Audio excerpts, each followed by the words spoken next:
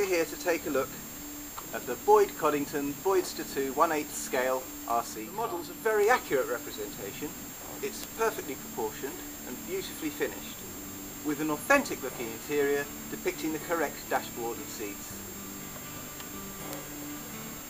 Underneath there's even an attempt to reproduce the engine's sump, the gearbox, exhaust system and driveline, with access to the 7.2 volt stick pack discreetly camouflaged amongst all this.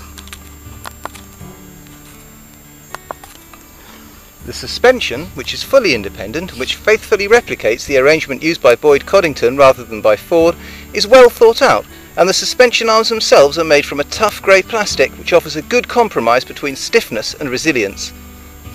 Wheels and tyres are both accurate in scale terms. The tyres feature a realistic on-road tread pattern. Final drive to the rear wheels is handled by a pair of stout 5mm steel shafts, which should transfer the modest power output of the Mabuchi 540 motor without difficulty. I was pleased when I first saw the supplied transmitter, which looks quite a respectable item.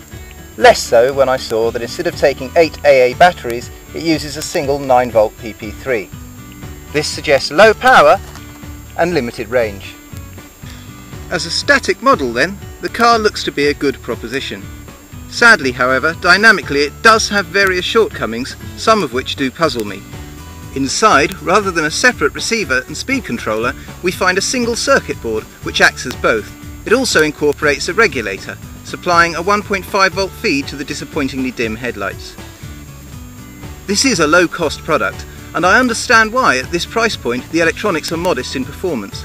What puzzles me then is this: why ruin a well-designed and engineered suspension system by fitting over-stiff springs to the shock absorbers?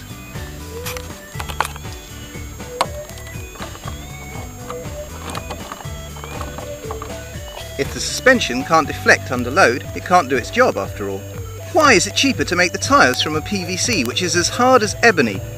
These tyres offer very limited grip, a problem which is compounded by the speed controller, which, incredibly, offers no braking function. If you touch the brakes while moving forward, it simply slams into reverse with predictable consequences. In conclusion then, this car scores highly as a static model and is worth every penny of the modest asking price just as a shelf queen. As an RC model, it's best seen as a starting point.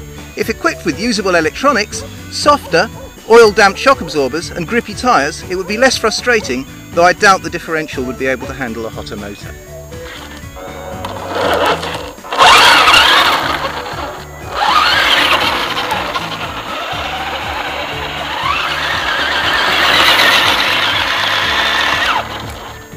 Thanks for watching.